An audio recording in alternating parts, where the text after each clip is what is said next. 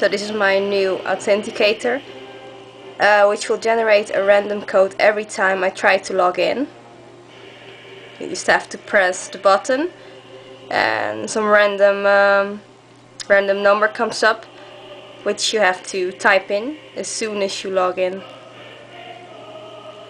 It has a unique identity number on the back.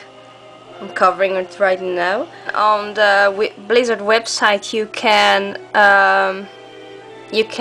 bind that this specific authenticator to your account. I will try to log in now. As you see, it's asking for an authenticator code, so I'm going to type it in now, and I'm in.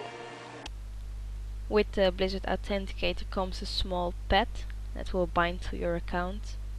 It's called the Core Hound Pup and it's very cute. I'll summon him now.